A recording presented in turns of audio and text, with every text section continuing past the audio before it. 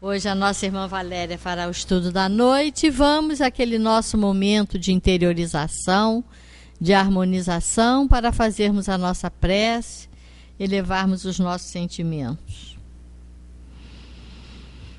Deus querido Pai, Jesus amigo e mestre, muito agradecemos, Senhor, por mais esta oportunidade que estamos tendo de aqui estarmos, procurando ampliar os nossos entendimentos sobre as leis de Deus à luz da doutrina espírita.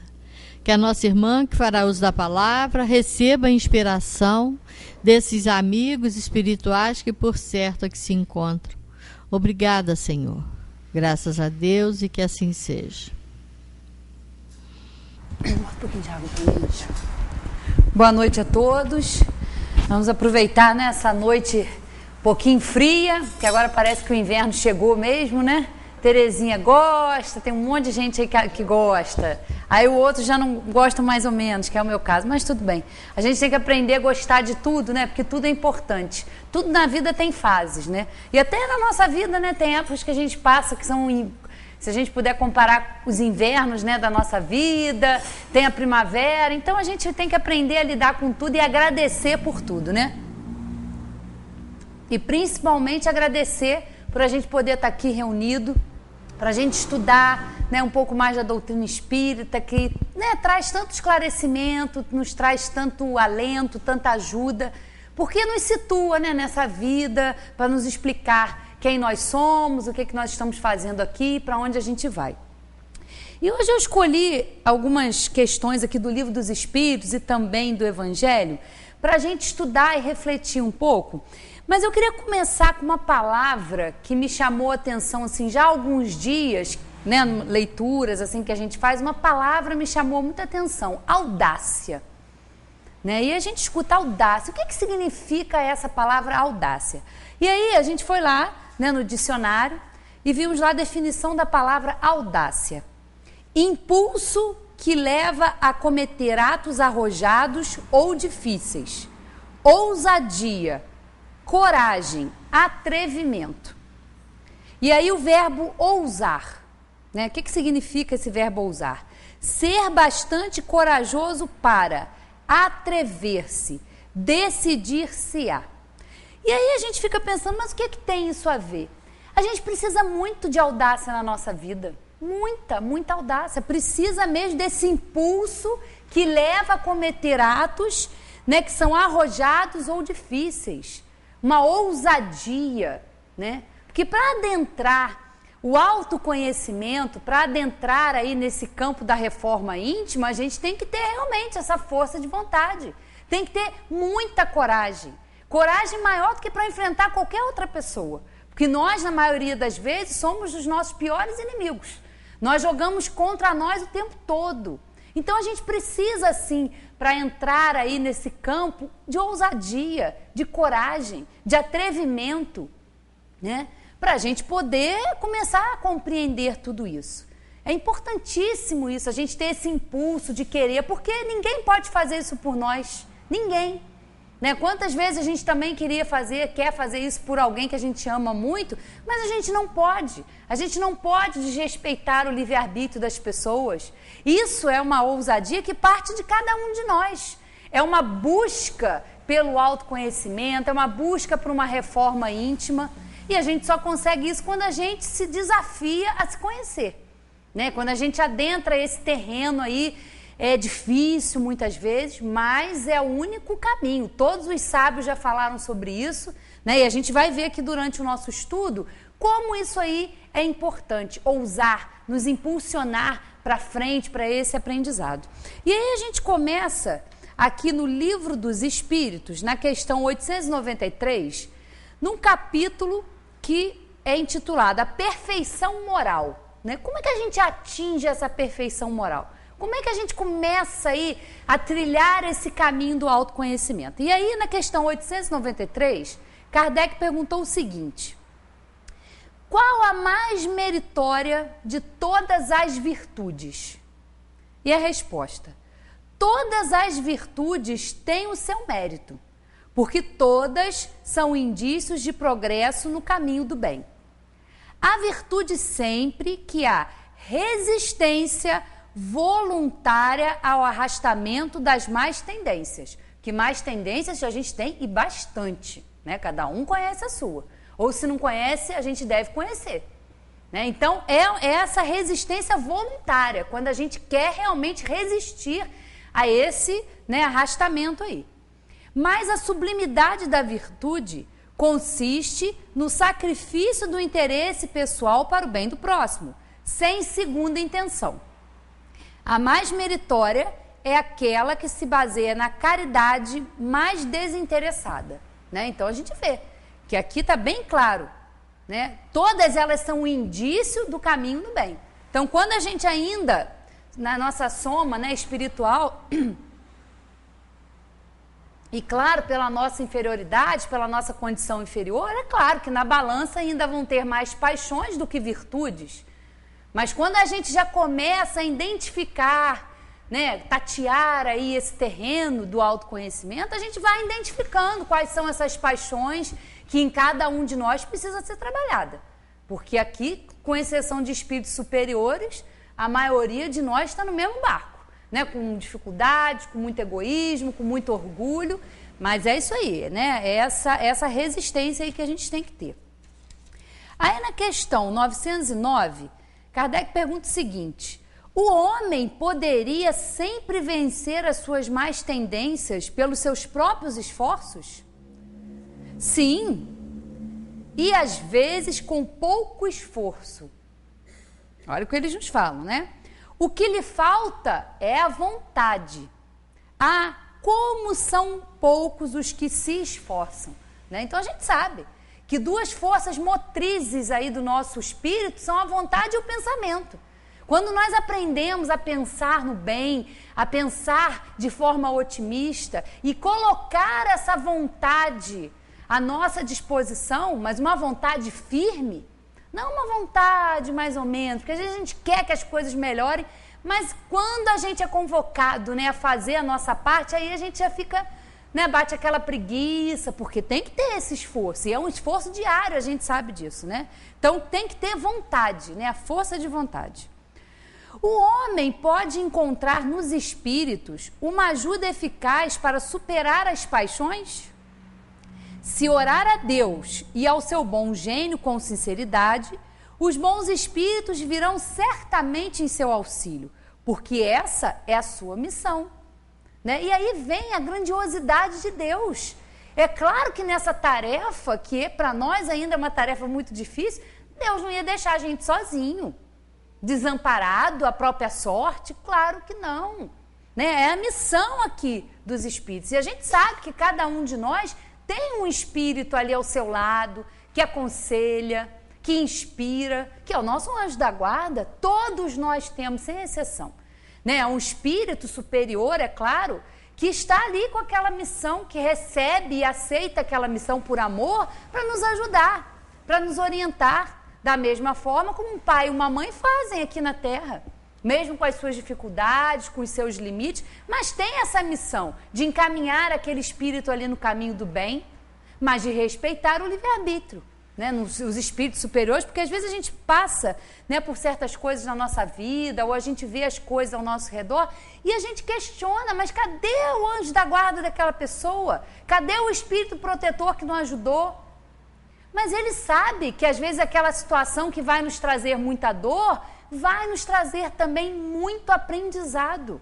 Então a tarefa dele é nos incentivar a ter coragem, a sermos ousados, ao termos essa audácia realmente nesse campo da reforma íntima. Ele sabe o que é necessário para nós. Nós ainda, na maioria das vezes, achamos que é a grande desgraça da nossa vida. Vemos em coisas que nos acontecem, que nos fazem sofrer, motivos para nos lamentar. Em vez de nós trabalharmos ali a resignação, nós ficamos presos, muitas vezes, àqueles processos doentios, dolorosos, sem se fazer a pergunta: para quê? Qual é o objetivo disso na minha vida? Porque se Deus é justo, é claro que cada acontecimento na nossa vida tem um objetivo, mesmo que nós não entendamos assim. A gente pode observar quantas situações, um dia desse eu estava refletindo sobre isso, né, uma pergunta que me fizeram a respeito de uma situação que eu passei na minha vida, e eu fiquei pensando, falei, realmente, se não tivesse acontecido o que aconteceu, eu estaria, acho que, na mesma situação de sofrimento, de sem entender as coisas direito. E aí, eu fiquei parando para pensar em cima daquela pergunta que a pessoa me fez, fiquei parando para pensar, refletir sobre a bondade de Deus. Porque quando nós não temos capacidade para avaliar, ou para colocar um limite, ou para dizer um não na nossa vida, vai acontecer alguma circunstância, alguém vai ser instrumento para que a gente seja ajudado. E a gente precisa aprender a ver esse outro lado. Ver o lado bom realmente das crises, das dores, das aflições, porque elas nos fazem nos movimentar, elas nos impulsionam. O sofrimento ele é muito importante, sim. Não é esse o nosso objetivo, é claro que não. Mas nós temos consciência da nossa natureza ainda inferior. Né? Então, se nós estamos sofrendo, ou são consequências aí das escolhas que nós fizemos no plano espiritual, ou são circunstâncias da vida, com as pessoas com quem a gente lida, passando por certas dificuldades, que vão realmente nos dar esse impulso. Porque nós vamos buscar entender o porquê daquilo, o porquê da perda de um ente querido, o porquê de uma doença incurável, mesmo com todos os recursos à disposição. A gente poderia dar 1000 exemplos aqui, mas que a gente possa refletir sobre isso. Aprender a ver não só o momento, mas esperar o tempo agir, ser resignado, né? Esperar realmente que o tempo faça o seu papel de fazer aquilo ser transformado, da gente poder refletir sem ser no calor da emoção. Então, com o passar do tempo, a gente vai vendo, meu Deus, que coisa boa. Foi por causa dessa dor, foi por causa desse sofrimento que eu despertei. Eu despertei para a vida, eu despertei para tudo que está ao nosso redor. A gente passa a olhar as coisas de outra maneira. E entender que quando a gente não consegue, Deus vai estar ali sempre com a disposição ali para, de alguma forma, a ajuda a chegar na nossa vida. Por mais que a gente não entenda assim. Né? O tempo passa, o amadurecimento, né, espiritual, o amadurecimento de nós como espíritos também ajuda muito. Porque a gente vai entendendo que no nosso caminhar vão ter momentos difíceis, mas vão ter momentos de muitas alegrias. E não podemos esquecer que nós estamos caminhando. Se nós pudermos comparar a nossa situação espiritual, nós somos ainda como crianças imaturas que ainda não têm a capacidade de compreender. E a gente não faz isso, um pai e uma mãe, quando um filho é pequeno, que não tem capacidade de fazer escolhas, ele não escolhe pelo filho. Deus assim também muito maior escala com a gente. É porque a gente não compreende assim. Então, procuremos na hora ali da dor, realmente nos harmonizarmos, entrar em prece com o nosso anjo da guarda, para que ele nos oriente. Ele não vai poupar a gente de nada. Porque a gente tem essa ideia, às vezes errônea, de que a proteção divina, o amor divino tem que nos poupar. Não adianta, às vezes, você poupar um filho. Né? Quantas vezes um pai vai lá com todo amor, com todo carinho, né, Ângela? Ensina para a criança, não enfia o dedinho na tomada, até que a criança, por um descuido, vai lá e toma um choque. Nunca mais vai lá e vai querer brincar na tomada, porque ele sabe que aquilo vai machucar. Né? Então, nós também somos assim, precisamos do aprendizado que a dor nos traz. E isso é importantíssimo a gente poder compreender, que a gente não está sozinho. Se a gente não tem ainda essa suficiência ainda para fazer boas escolhas, porque nós temos sim um livre-arbítrio, mas é um livre-arbítrio relativo, não é um livre-arbítrio absoluto. Né? As nossas ações, as nossas escolhas vão ter consequências. E nós estamos aí, vindo de outras encarnações, sofrendo as consequências da nossa ignorância, né? Ignorância no sentido realmente de desconhecer, de não saber. Mas a dor, ela traz realmente essa consciência do que nós precisamos mudar, de como a gente precisa ver as coisas de uma outra, né, de uma outra maneira. Então é confiar mesmo que Deus vai estar sempre ali. Nós não estamos abandonados, né? Mas o anjo da guarda, ele não vai poupar a gente de nenhuma dor, não. Ele vai nos aconselhar, olha, não faça isso, vai falar através da nossa consciência. Nós sabemos muito bem, nós já temos a capacidade para avaliar muitas vezes o que nós fazemos e que não soa bem. Que medida a gente pode ter? Quando a gente não gosta que as pessoas façam conosco. Se a gente não se sente bem, né, quando as pessoas nos tratam mal, não nos respeitam, nos julgam, por que nós vamos ter essa atitude com o outro? É uma medida infalível. Se você não gosta que faça isso com você, não faça com os outros. Né? E a gente vai aprendendo. Então, eles orientam. Não faça isso, não vá por ali, né? Através do sono, ou através da consciência, ou através de alguém mesmo. Quantas vezes a gente encontra uma pessoa...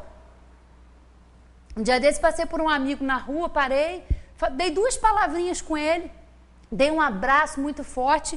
Dias depois ele me mandou um torpedo dizendo: Valéria, você não tem ideia de como você me fez bem aquele dia, naquele momento que eu te encontrei, eu não estava bem. Como foi bom você trocar aquelas 2 palavras comigo e me dar aquele abraço. Você não tem ideia do quanto você me ajudou. E a gente pode fazer muito pouco às vezes. Aqui eles dizem, ó, que às vezes com pouco esforço, não precisa esforço muito grande não, pouco esforço, só que nem isso às vezes a gente presta atenção e a gente não faz. Então a gente tem sempre que ter essa confiança, na hora que nós não vamos aí, claro, um livre-arbítrio relativo, claro, nós vamos fazer escolhas equivocadas, nós vamos errar e vamos aprender com aqueles erros, né? É isso que vai somando as nossas experiências aí para o nosso espírito.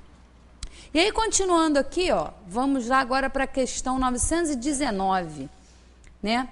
Conhecimento de si mesmo. Kardec pergunta o seguinte, ó, qual é o meio prático mais eficaz para se melhorar nesta vida e resistir ao arrastamento do mal? Um sábio da antiguidade vos disse, conhece-te a ti mesmo.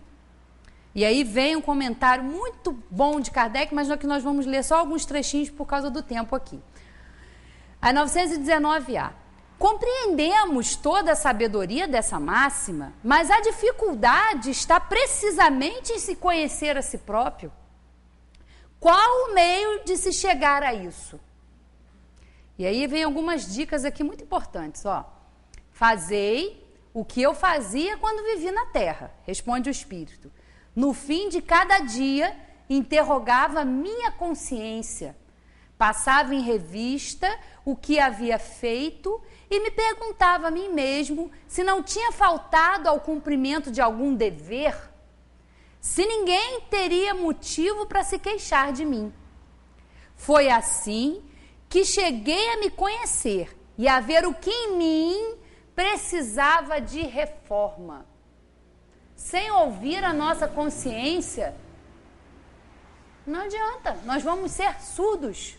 Então nós precisamos aprender a ter essa humildade, a ter essa honestidade. Isso é um dever, como nós vamos ver aqui mais para frente. É um dever que a criatura tem que ter com ela mesma, né? E procurar ver o que precisa de reforma. Que se a gente acha que a gente é muito bom, que a gente é muito justo, né? Que a gente não julga ninguém... Como a gente vai se melhorar se a gente se acha muito bonzinho? Se a gente acha que, não, tudo que eu faço, eu tenho certeza que está certo, eu não magoei ninguém, vamos prestar atenção senão, né? Um exame todos os dias. O conhecimento de si mesmo é, portanto, a chave do melhoramento individual. Mas direis, como julgar a si mesmo? Não se terá a ilusão do amor próprio que atenua as faltas e as torna desculpáveis? O avaro se julga simplesmente econômico e previdente. O orgulhoso se considera tão somente cheio de dignidade. Tudo isso é muito certo, mas tendes um meio de controle que não vos pode enganar. Quando estáis indecisos quanto ao valor de uma de vossas ações, perguntai como a qualificarias se tivesse sido praticada por outra pessoa. Se a censurardes em outro, ela não poderia ser mais legítima para vós, porque Deus não usa de 2 medidas para a justiça. Então, se no momento, né, de consciência, né, dessa avaliação, a gente vê realmente, eu fiz isso. Né? Como é que a gente vai julgar se as nossas atitudes estão sendo certas ou não? Simplesmente perguntando o que eu acharia, qual seria a minha opinião se eu visse alguém fazendo aquilo que eu acabei de fazer. Se eu visse alguém pensando, se eu visse alguém agindo dessa forma. Olha que medida perfeita. É perfeita essa medida. Porque se você acha, se você critica, se você censura no outro, você tem que ter humildade de reconhecer que você está fazendo isso também. Se você vai censurar no outro, o que você está fazendo também não é certo. Porque não tem 2 pesos e 2 medidas. O que é certo, o que é errado. Simples. Não é? Que aquele que tem a verdadeira vontade de se melhorar, explore, portanto, a sua consciência, a fim de arrancar dali as más tendências, como arranca as ervas daninhas do seu jardim. Não há outra maneira. É explorar a consciência. E é fabuloso, como eu disse aqui. E muitas vezes, na maioria das vezes na nossa vida, a gente só desperta essa consciência quando a gente passa por um momento de dificuldade. Vamos parar um momento e vamos pensar. E cada um, né, sabe aí da sua história, da sua estrada. Que momento que a gente mais aprende? Não é depois, às vezes, passar por um sofrimento, de uma dor, né? Não só com a gente diretamente, mas com as pessoas, às vezes, que estão à nossa volta, que a gente vê sofrer, que a gente, se fosse depender da nossa vontade, a gente não queria que passasse por certas coisas, não é? Então é a hora que a gente desperta a consciência e explora essa consciência com muita sinceridade, né? Com aquela vontade verdadeira de acertar, de ver o que a gente pode melhorar. Sempre a gente pode melhorar. Sempre a gente pode fazer de uma relação, às vezes, difícil, com um ente querido, num local de trabalho, melhorar. E não vamos esperar. Eu acho que a gente sofre muitas vezes porque a gente cria muitas expectativas em relação ao outro. É que, porque se o outro me tratasse assim, se o outro agisse assim, eu não ia fazer o que eu faço. Mas a gente tem que parar para pensar nisso, porque a gente não tem esse controle. Né, esse sentimento que às vezes a gente acha que tem de onipotência, que pode na vida do outro, que pode interferir, não existe. Esse sentimento de onipotência está ligado muitas vezes ao orgulho, de achar que a gente sabe mais, que a gente pode definir, né, como disse muito bem a Cristina aqui na semana passada, o julgamento. O que é julgar? Né? É você se achar melhor, é você se achar mais capaz do que o outro de interferir na vida dele. De achar que nossa, se eu fosse você, eu fazia isso, fazia aquilo. Quem disse que nós temos esse poder? Quem diz que nós temos esse poder é o nosso orgulho. Não, tem sim, você está certo. Não tem, não. Se o outro está agindo assim, ele que vai ter que fazer o trabalho dele. Como nós vamos ter que fazer o nosso, da nossa reforma íntima, nós não vamos reformar ninguém, não. Nós não vamos fazer se uma pessoa é egoísta, é invejosa, é vaidosa. É ela que vai ter a consciência disso e avaliar o quanto isso traz de malefícios para ela. Ou ela acha que pode ser benefício, depende.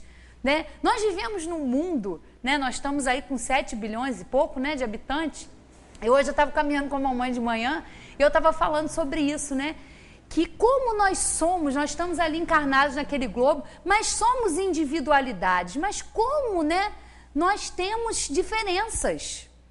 Muitos são sensíveis a certas coisas, são voltados para música, são sensíveis à natureza. Outros, diante de uma mesma situação ou de uma mesma paisagem, não sentem nada, são indiferentes. Né? Nós somos individualidades, cada um pensa de um jeito, cada um julga que o que faz é certo. Mas como fazer isso? Então, isso é uma loucura, a gente não ia conseguir. Mas a medida está aqui. Avalie-se o que você está fazendo, como que você, né, se colocaria ali naquela situação se você visse outra pessoa fazendo.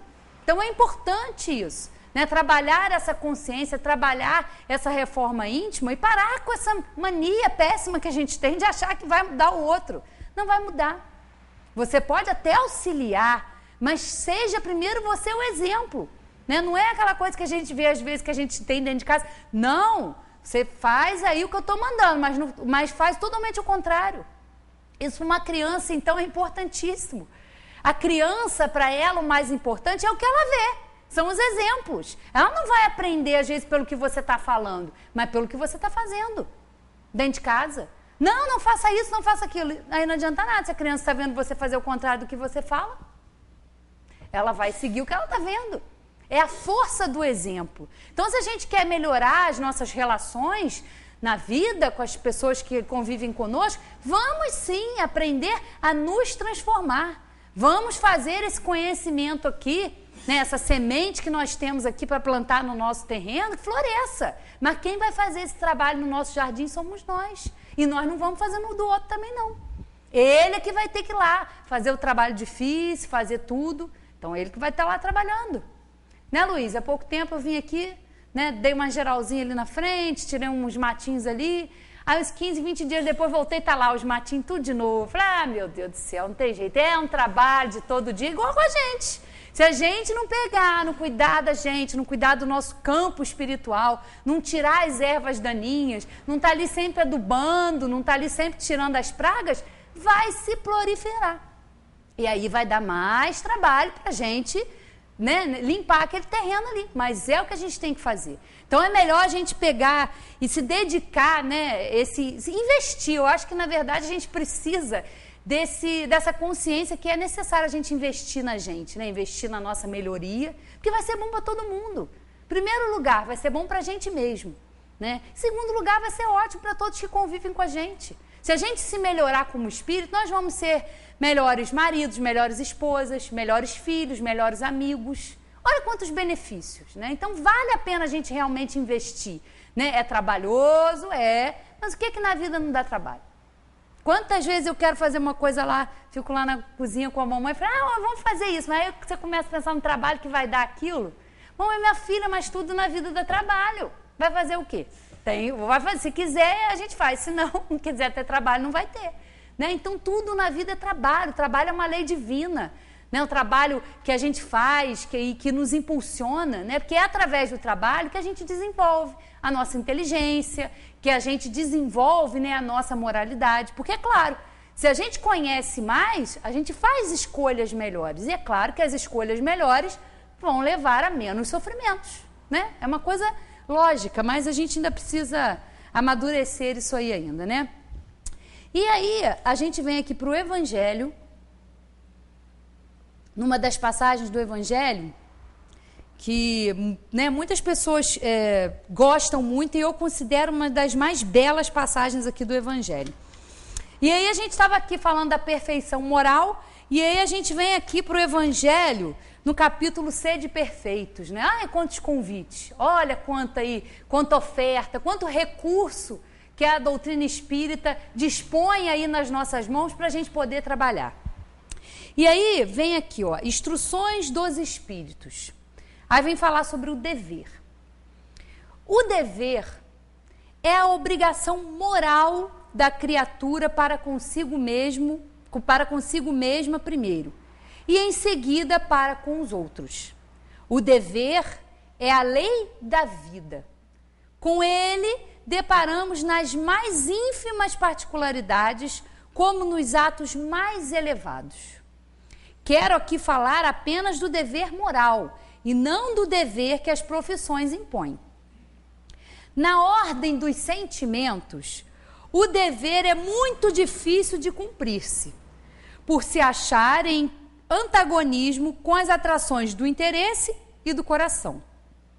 Não têm testemunhas às suas vitórias e não estão sujeitas à repressão suas derrotas. O dever íntimo do homem fique entregue ao seu livre-arbítrio. O aguilhão da consciência, guardião da probidade interior, o adverte e sustenta, mas muitas vezes mostra-se impotente diante dos sofismas da paixão. Fielmente observado, o dever do coração eleva o homem. Como determiná-lo, porém, com exatidão? Onde começa ele? Onde termina? Né? E aí vamos prestar bem atenção agora nesse trechinho aqui, ó.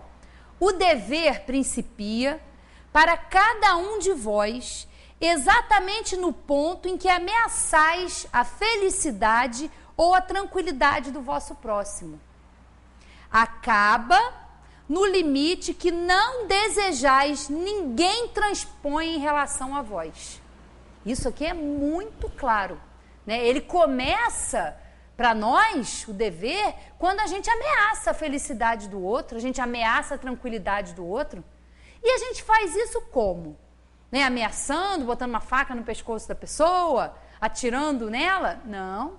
Sabe como é que a gente ameaça a felicidade ou a tranquilidade do vosso próximo? De muitas maneiras. Muitas maneiras. Ó, por pensamentos, por atos, por palavras, julgamentos.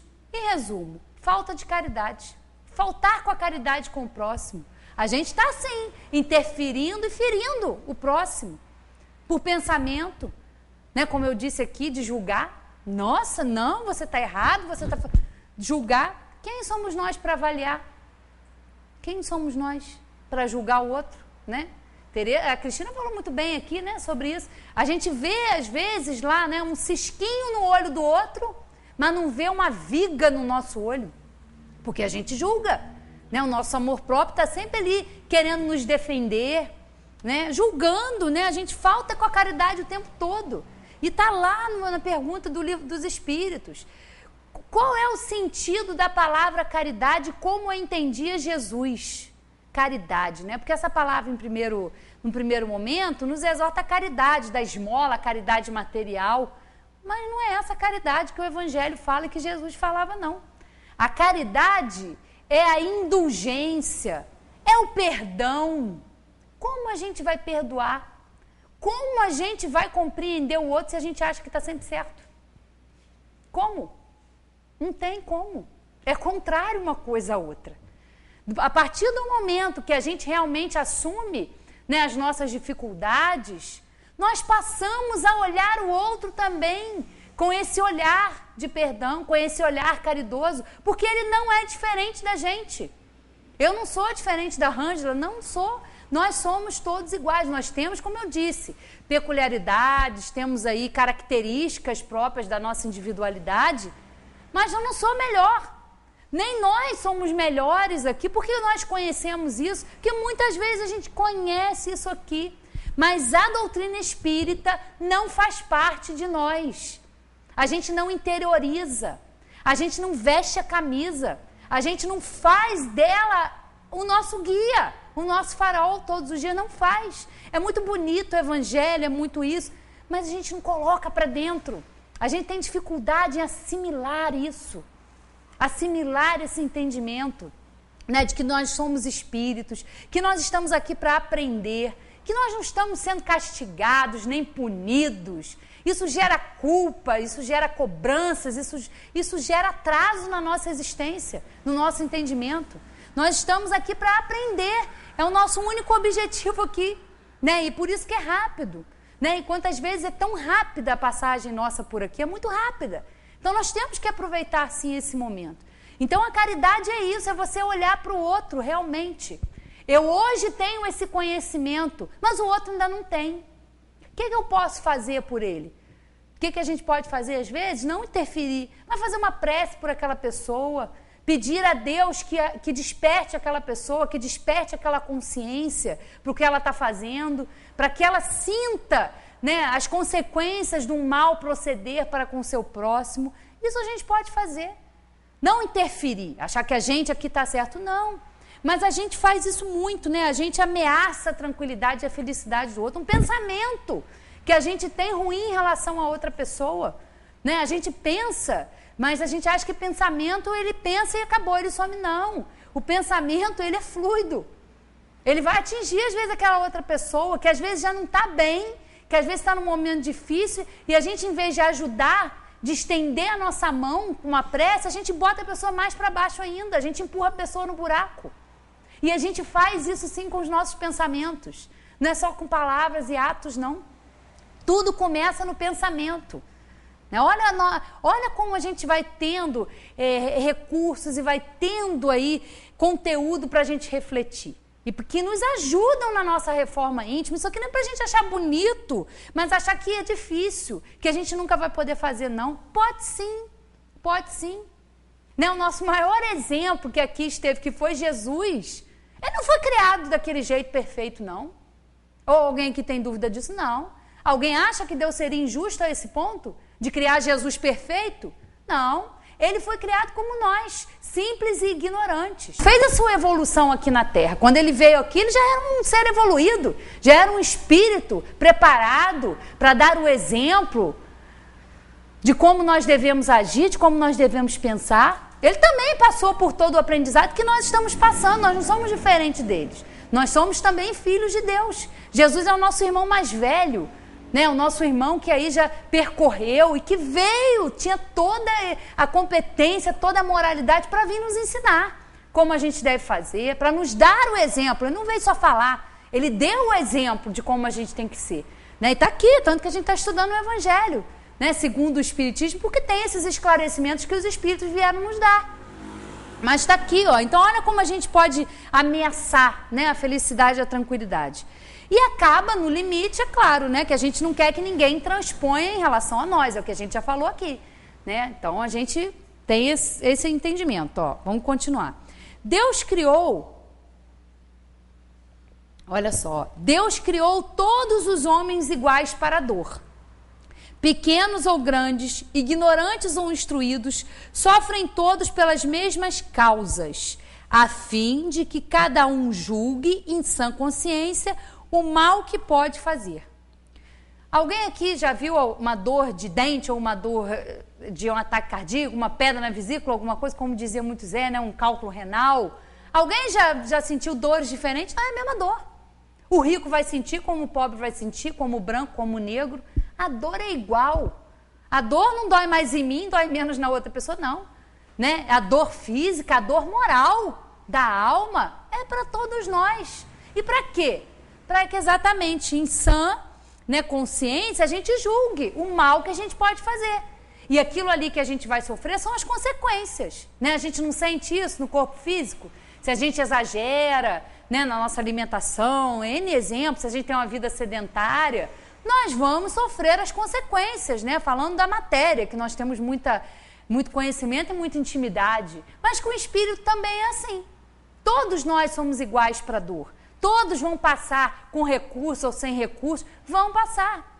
Né? E muitas vezes tem todos os recursos ali da medicina à disposição, mas não há o que fazer. A pessoa tem um câncer, a pessoa tem uma doença terminal, tem uma doença rara, que pode ter todos os recursos ali da medicina, mas ela não tem como ser curada daquilo ali, né? Com relação ao bem, infinitamente vário nas suas expressões, não é o mesmo critério.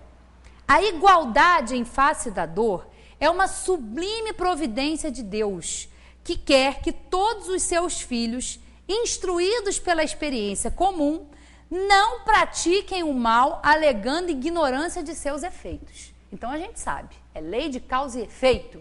Se nós promovemos o mal, se nós somos instrumentos do mal, estamos aí sendo dominados pelas nossas paixões, nós vamos sofrer as consequências disso.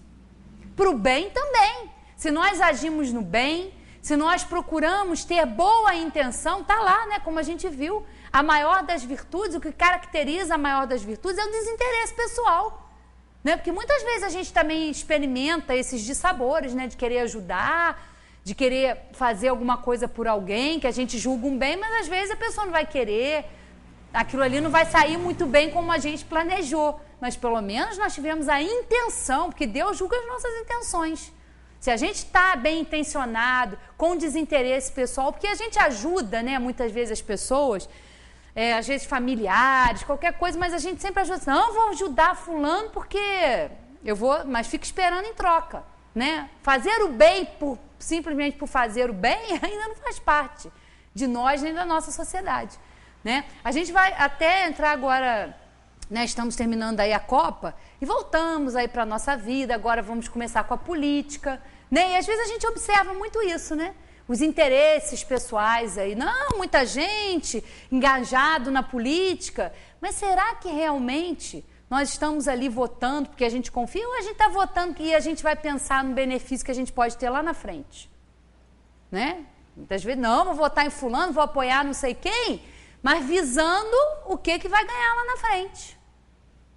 Com segundas, terceiras, quintas, décimas intenções, sabe, sei lá quantas intenções, não é?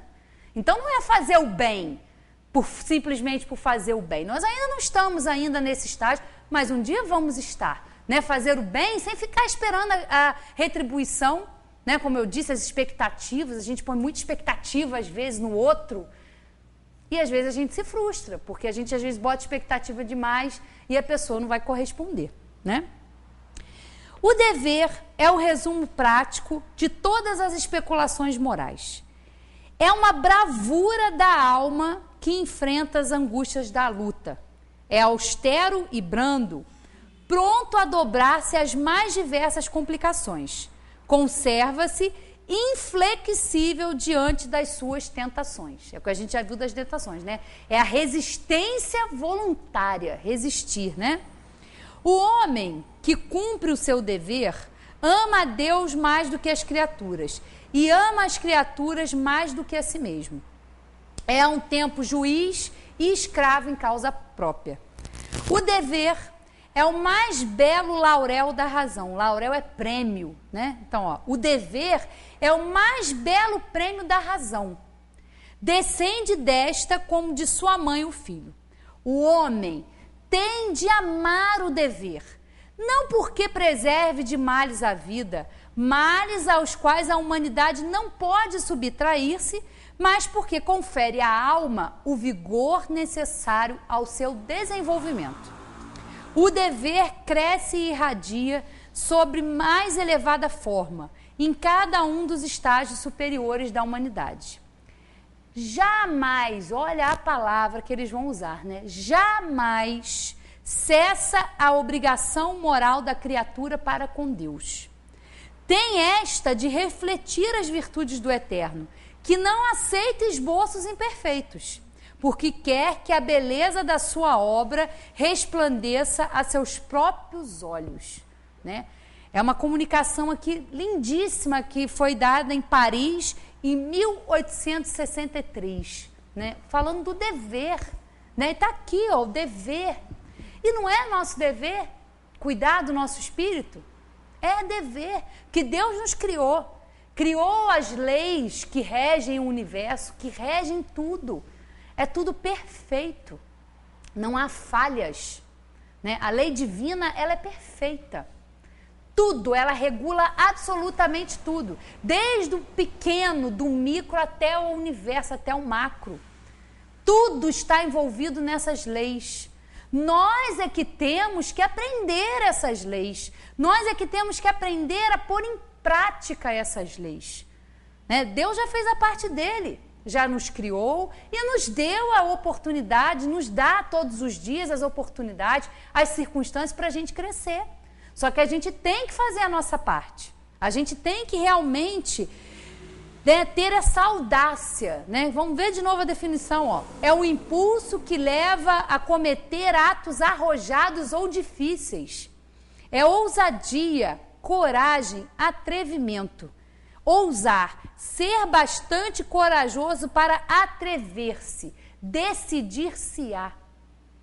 E não vale a pena a gente decidir por isso? Não vale a pena esse investimento? Eu acho que vale muito. Eu acho, sim. Tenho certeza. E os espíritos também acham que sim. Porque foi com essa tarefa que eles vieram até aqui. Para quê? Né? Tem lá outra questão. Se Jesus já veio, já trouxe toda a moral, todas as leis, tudo, qual é a utilidade dos espíritos? Para que o espiritismo? Por que os espíritos vieram? Vieram mudar alguma coisa? Não, não vieram mudar. Eles vieram colocar de forma mais clara, de forma a não ter equívocos, a não ter falsas interpretações, para nos situar mesmo. Que nós somos espíritos, nós estamos aqui numa grande escola, numa grande oportunidade de aprendizado. Nenhum de nós vai levar nada. Os verdadeiros bens, o que realmente fica em nós, são os atributos, são as conquistas, são as virtudes ou os defeitos que nós temos no nosso espírito. Isso é nosso. Agora, o resto é usufruto, eles dizem, né? Usufruto. Até o nosso corpo, né? Que nós estamos tão ligados aí, célula por célula, envolvidos, não é nosso. Nós não vamos ficar com ele. Agora, a essência, o espírito, sim. Então, é importante a gente investir nisso. Ou vocês não acham importante? É importantíssimo, porque é isso que é verdadeiro. O resto é passageiro, o resto fica. E aí eu queria terminar lendo uns trechinhos aqui de um livro que fala muito bem sobre isso aqui, né, na visão aqui da autora. Ela fala algumas passagens que vão, né, fechar aqui a nossa reflexão da noite de hoje. Não somos apenas levados à revelia numa torrente, somos participantes. Nisso reside nossa possível tragédia, o desperdício de uma vida com seus talentos truncados, se não conseguirmos ver ou não tivermos audácia para mudar para melhor, em qualquer momento e em qualquer idade. Nesse trabalho, nossa mão se junta à dos muitos que nos formam, libertando-nos deles com o amadurecimento. Vamos montando uma figura, quem queremos ser, quem pensamos que devemos ser, quem achamos que merecemos ser. Constituir um ser humano, um nós, é trabalho que não dá férias nem concede descanso.